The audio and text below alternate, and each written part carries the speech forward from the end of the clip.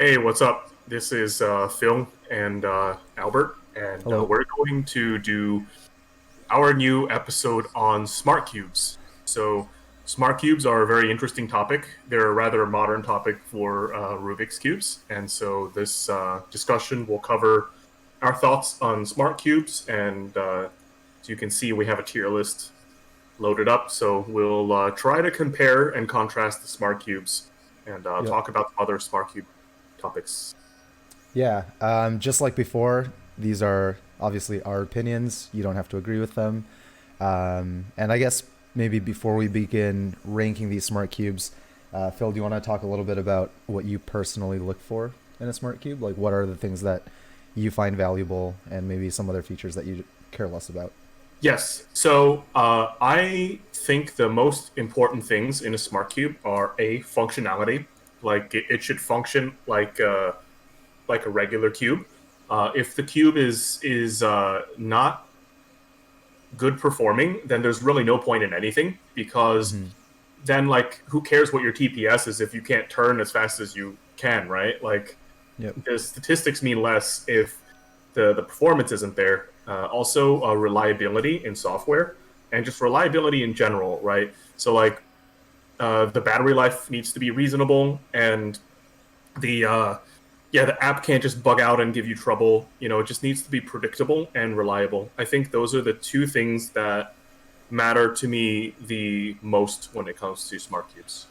Yeah, I think I'm similar, but I almost care a little bit less about performance. So obviously the cube needs to be able to corner cut and be able to do Hmm. algs and stuff like that. But there are some constraints that I would consider to be less important. For example, the weight of the cube is not something that I particularly care about in smart Right. cubes.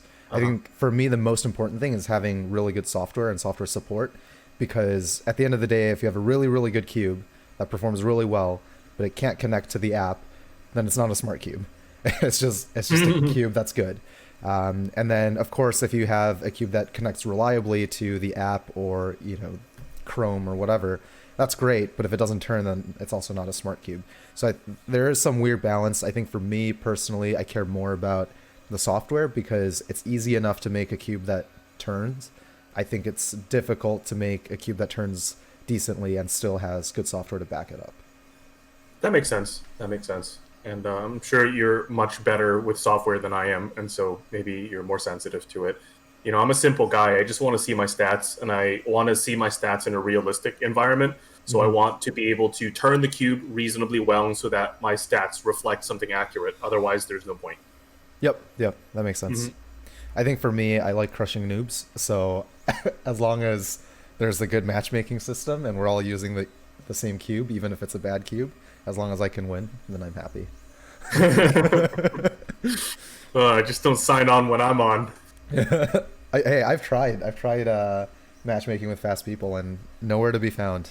Okay, so there are a few smart cubes on our list. So why don't we just go down the list and start describing these smart cubes, and maybe we can share some of our opinions on these cubes, and then afterwards we can put them on a tier list and then compare and contrast them.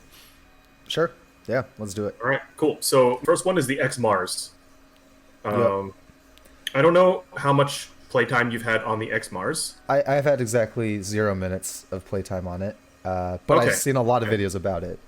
So I sure. know generally what it does and how it works, but I Okay, don't personally have one. right. So X Mars is interesting. Um, it I think the product is a little confused. It's advertising kind of it's too speed cubing oriented, I think. It's too um, speed cubing oriented. yeah, like You mean, uh, but this is like the least speed cube of all of them, right? that's the point. That's why I think it's confused. Oh, I see. Yeah, Okay. because like the whole like ad experience they give you is, oh, why do you need to scramble your Rubik's cube when the smart cube can do it for you? It's like, yeah, but this feels nothing like a Rubik's cube. Right, Why right. do I need to practice on this? And why do I care that it scrambles for me? Like I can scramble a cube in like 4 seconds. It's a little weird. What we're looking at now is the second batch of XMars, which is presumably better. The first Okay. batch had a lot of problems, a lot of QC problems. It was actually a nightmare to deal with from a customer service perspective, and so it Hmm. kind of drove me crazy having to having to deal with all the problems people had. But the second batch, hopefully, it's better, and it's also quite an expensive cube. So It's like yeah, $100, right? yeah, it's like $99 or something. Yep. So yeah, this one it's a little weird, and of course, its name it does suggest that it's different. It's like not from this planet, which is pretty cool. Hmm. There's definitely it's robotic elements, definitely some very charming and cute features. Yeah. Um, I was very entertained the first time I opened it, but then it kind of got old because there's a learning curve to using it. Like they have this Uh-huh. big manual because you can control the cube without having an app. The Okay. learning curve is kind of tremendous, and of course the QC was like shoddy. Hmm. So yeah, that's the X Mars. Okay. The next one is the GAN I Play. The Yes. GAN I Play How's that does different not than have a the... gyroscope. Okay. That yeah. Is that So the it the only just difference yeah between yeah the yeah. iPlay and the i2? Okay. I think the GAN I Play is closer to the I than the I2. Okay. Um, but the GAN I Play just has a much longer battery life because it doesn't have a gyroscope, Okay. and it's a reasonable cube. Okay. Well, we'll talk about rankings after, I guess. Sure. I have some Yeah. thoughts about that. Uh huh. And then the third one is the i2. So I2. Yep. okay. That's the most modern GAN smart cube. Yep. And that's the first one that I got. The first smart cube I have. Cool. And then this is the Geeker 2x2. Yeah, no one cares about the Geeker 2x2. It's not a very popular product. It's riddled with problems, Okay. and I have no idea why they made it. It is the only smart 2x2. I suppose. Was this the first smart cube that came out? I think the Go Cube. It's either the Go Cube or the Geeker, but the Go Cube and the Geeker were the first smart cubes on the market. Yep. Go Cube obviously it penetrated the Western market more effectively than the Geeker. Geeker was more of a like an Asian market thing. But I Yeah. did see a bunch of Geeker cubes at like MoMA the last time I went there. Oh, Like that's they cool. definitely made some smart decisions with their sourcing and their sales. Yeah. But yeah, the Geeker Cube is pretty cool. It has the headphones, and it's a well designed product. You know, Okay. it's smart, it's relatable, and it looks really cute with the headphones. It does look cute. Has So, GoCube changed since it came out? When did it come out? It's like, not from a hardware perspective. Okay. More than a year ago. oh, that's Yeah, right. I thought it was longer than that. yeah, Okay. yeah. It probably more than 2 years ago, but Okay. I can just recall more than a year ago. I see. Yeah, the Go Cube that's like the number one cube if you want like something cool on your desk because it looks really nice with its exterior design, and Yeah. yeah, it's cool. It's their advertising strategy is also really smart. You know, I found their ad really charming on their Kickstarter. It was cute, and Yeah. then Yeah. the one on the right is the Rubik's Connected. That's a newer one. It's Yep. made by the people who make the Go Cube, which is why they're similar. We've had some pretty silly children be like, "Yeah, but Rubik stole their IP." It's like, bruh. Yeah, no, it's a licensing agreement, so that's why they look so similar and they're cross compatible. So Yeah. All right. Let's start ranking stuff. okay, You all go left to right? sure. Okay. So X Mars is kind of the odd one out. Yes. So I personally think it would be like a B or C tier cube Okay. because it has problems, but it also offers unique features that no other product offers. So that kind of compensates for its reliability issues. And those are wanted features. Well, depends who you are, but like, I mean, it's the only cube Like that can general, scramble okay. itself. Yeah, so maybe Okay. like B or C. Yeah, whatever. I'm feeling generous today. We'll do Okay. B for now. Okay, okay.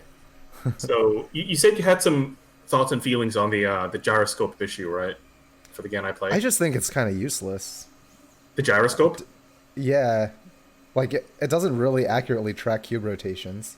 I remember when I was using the GAN IV2, it was saying, like, per solve, I was doing, like, 14 cube rotations. And, like, I know I'm bad. Sucks, though. I'm bad, but I'm not 14 cube rotations bad. Yeah, it's just kind of useless. And I think the main problem is whenever you do a slice move, it thinks that it's a cube rotation plus Right. like L and R, and so it's like, yeah, it just racks those up. So to me, I find it not to be a useful feature, and then I guess it's kind of cool if you want to do some visualization thing on your screen where you can like hold the cube and rotate it, and then on the screen it moves. It's like, oh, that's cool, but I haven't found too many like super practical uses for it. And to me, yeah, if it just drains the battery, it's just not a super useful feature in my opinion. Yeah, it's not useful for me either. My method is designed intentionally to not rotate, and so when it tells Yeah. me I rotate because I didn't calibrate the cube, I'm like, bruh, Right. like I've spent a decade of my life doing this useless method, so I don't rotate. And you telling me I'm rotating? Yep. Yeah. Yeah, yeah, it just consumes battery, and I don't care for it. But I do realize that it is a good feature for beginners. You know, when beginners unbox the cube for the first time, and they're too scared to turn the cube, right? So they're just like holding it in their hand and it's moving. That Yeah. it wows a beginner. That is That's cool. true. Yep. Yep. And Yeah. also, so I was using a smart cube to play Pokemon for a while, and someone was saying that maybe I could play Fall Guys with it. And maybe that's when you said the gyroscope is that can be remapped to like mouse directions, and then Yeah, you more could do like realistic. camera plus movement. Yeah, yeah, yeah. So I suppose there are ways to use it. I haven't found too many that are useful for cubing. Right. Yeah, it's a mostly I consider the gyroscope a marketing technique to get the beginner market. Yeah, it also makes it so that in the future maybe they can clean up the algorithms so that you can actually detect cube rotations more accurately. Because if that were the case, then the gyroscope is super cool, right? But Right. right now, the way that I think everything is using QTM, it just doesn't track the cube rotations properly, and so to me it's useless. But that doesn't mean that it won't be useful in the future. Right. Cool. All right, where should we put him? So I think currently, based on current software, I think the iPlay needs to be higher tier than the IA2. Okay. Honestly, okay, so we need to talk about the app as well. The Cube Station app is really bad. Yep. It like, and I get it because making an app is difficult, but it's it's really bad. Like sometimes I can't connect to my phone. If I do connect to my phone, sometimes it'll drop the connection. It desyncs all the time, where I'll have it solved and it says that it's not solved. Matchmaking is atrocious. It has to be filled with a ton of bots. I don't know that many people Chinese who average like 7 seconds. Like my win rate on CubeStation I think is like 20%. It's insane. And yeah, it's just not a great, I think, smart cube experience. I think the hardware is fantastic. As like a normal cube, it turns really, really well. I like the feel.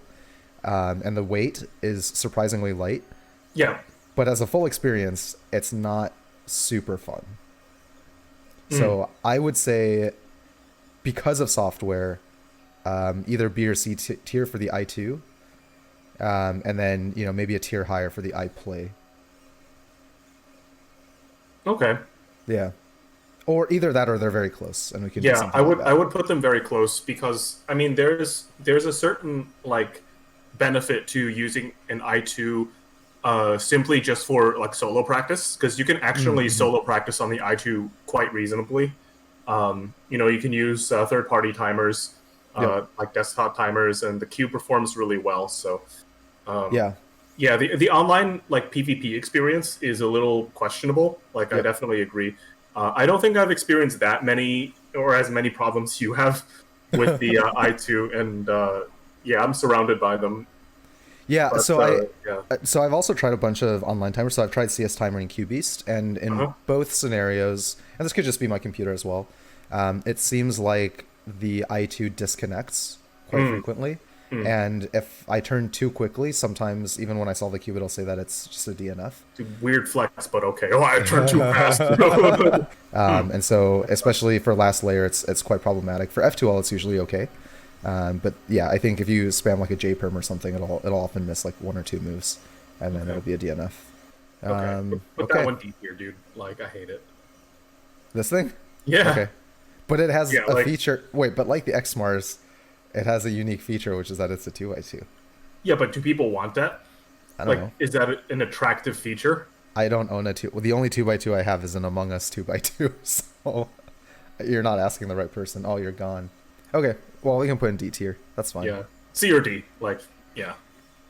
Nah, it's okay. So- I don't think there's anything I would put lower than this. So All right. So, Geeker.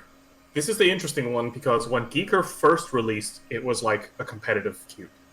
Now it's not, but yeah, now like no one cares about the Geeker. So yeah, if this was early 2019, mm-hmm.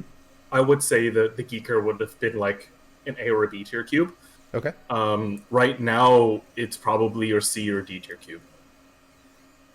Well, okay. Is the Geeker 3x3 better than the Geeker 2x2? Yes, because it's a 3x3. Then we'll put that in C tier. Okay, great. And then we have the GoCube and the Rubik's Connected. Mm-hmm. I think I really like the app. So the software for these two cubes is great. Yes, yes. And it's a really enjoyable experience. It actually gets me to use the cube a lot more, which I can't say the same for the Ganai 2. Let's start with the GoCube. It came out first. Came out around the same time as the Geeker. Yep. Yeah. I think it's like a strong B tier cube. Like it's better than the other. Yeah. Because like the GoCube to me it fulfills a certain like role in the world, which is to get people into cubing. Yes. Like you get these curious people looking at their ads and they're like, hey, it's a smart Rubik's Cube that can teach me how to solve it. Let me get into it. And it's done quite a good job to create more cubers and to create more interest in cubers. Yeah. And events like the Red Bull World Cup, for example, are also like devices to increase general interest in cubing. So I think that puzzle it fulfills a pretty good role in that regard. Of course, the pillowed shape is like not attractive to most speed cubers. But hey, I think for non-cubers or like beginning cubers, I think it's actually a very attractive shape. Yeah, it's very unique. Futuristic. Yeah. And it looks great on your desk. Makes you seem like a smart dude. You know. So. Yeah. I like the design aesthetic. It's very unique. And a good, I like it. All right, and then the Rubik's Connected. So this one is for speed cubers. Oh, sorry, that's an accident. Didn't mean to put in D tier. I think it's solidly A tier. Yeah, I would put it. I think it's better than the others. It has certain issues. Like some people complain that the battery life is like unpredictable, like the battery display. Yeah. And the stickers are, not great material, but you can swap those. And their customer service is pretty on top of things. They have a warranty. Rubik's Connected and GoCube. They're the only other company to offer like a warranty is the XMars. So, yeah, it's not surprisingly every company that's not based in China. So, do the GameCubes not have a warranty? No. Okay. I mean, the retailer probably can help, effectuate a warranty, but like the retailer takes a loss. I see. Most of the time, whereas GoCube is it takes a little more responsibility over the product, and XMars also to some extent does as well. I mean, you can't really excuse the error rate of the first batch, but at least they take responsibility for it. So I see. Yep. Okay. Yeah. Cool. Yeah, I think for me the Rubik's Connected, like I said, the app is great. I think a lot of cubers that I'm familiar with use it, which makes it more fun for me. I think I have two smallish complaints. One is the cube's a little bit heavy. Yep. Compared to the other smart cubes, it's pretty chunky. That was like the first thing I noticed when I took it out of the box. Yeah. And the second thing is, I made a video about this, but the charging cable, at least on mine, falls off very, very easily, which is fine because I made a charging station for it, and now it's perfectly fine. But it's a little bit of a weird charging system in my opinion. But otherwise, I think it's a really, really nice product, and I love it a lot. Yeah, it kind of confused me because it released so late. I kind of wish they released it earlier so that people can get it in time for the Red Bull World Cup. Yep. Yeah, they were like, this was a little controversial. So what happened was they released this like great smart cube, right? And then they were like, hey, there's a Red Bull World Cup, you could qualify for it, and only a limited number of people could get access to the product. Right. And so it created this ecosystem where only the people with business relations to the organizer could actually get a cube that arguably performed better than the Go Cube. Yep. So some people were kind of, they were kind of confused by that, but I think Red Bull / cyoubx / Go Cube like actually took like genuinely caring responsibility to try to send fast speed cubers a copy of the product. So theoretically it was kind of like thing people like, it bothered people and they complained about it, but in practice they tried. I guess the reason they didn't offer it was limited production. They were still working on production. So we have nothing in S tier. Yeah, and that makes sense. There isn't a smart cube right now that has the functionality of our main speed cubes combined with an immersive, like near perfect app experience. Yep. Yeah, I totally agree with that. Also, I think the user base is still relatively small. I think as more people get smart cubes, and if there's like some unified app, maybe there's a third-party app that can be used so that all of these smart cubes can be used for matchmaking. I think that could be really interesting, because I think for me, I'm not someone who cares that much about tracking my own progress anymore. But again, I like beating other people. So for me, the most important thing about these smart cubes is the matchmaking. So if the matchmaking ecosystem can improve, either with a third-party app or individually for each of these cubes to get more people involved, I think that would greatly help just like smart cubing in general. And I also really love smart cubes for Twitch. I think it provides like a new, almost like a subcategory on Twitch, where people can compete and try to improve their ranks or otherwise. But yeah, smart cubes. Yeah, so at the end of the day, when people ask me what smart cube I recommend, I give them 2 recommendations, and it's really simple. It goes as follows. If you want to practice, get the GAN i2. Yep. If you want to socialize, get the Rubik's Connected. Yeah. So that's, I guess, that would be the interpretation for my recommendations as well. Because I say, if you want a good cube, get the i2. If you want a good smart cube, get the Rubik's Connected. And so I think that's the same thing. Yeah, if you care about solo performance and tracking, then yeah, the i2. And then if you care about matchmaking like me, then the Rubik's Connected. Yeah, because you just beat up all those LBL bots. Yeah, I always go on like beginner mode. Sad, dude. Dude, you're literally, that's like smurfing. I'm smurfing. Dude, I smurf on Damien's account sometimes. It's pretty funny. Awesome. But like, it's not really smurfing, right? Because like, if I queue on my account, I'm probably going to get the same opponents as Damien, because the matchmaking system doesn't have, it's not based on any sort of rating system. It's kind of random. It'd be cool if it were. An elo system for smart cubing. It'd be so cool. Oh, man. I'd be so hyped for that. I'd be like ranked bronze, but I'd still play. Sweet. All right, so if any of you have any other suggestions for tier lists that we can make in the future, leave them in the comments below. Let me know, or let us know if you agree or disagree with our rankings here and why. And if you have a smart cube, which one do you have? If you don't have a smart cube, have we convinced you which one to get? We should just do a tier list of YouTubers. Oh yeah, for sure. Yeah, let's just offend everyone at the same time. Yeah. Yeah. Yeah, I'm down. Okay, all right. No, so if you want to see that, tell us in the comments, and also tell us who you think we should include in this tier list thing. It could be anyone. It could be also like YouTubers representing competing stores. I really don't care. Like, obviously they have value. So yeah. All right. Thanks for watching, everyone. Until next time. Toodles.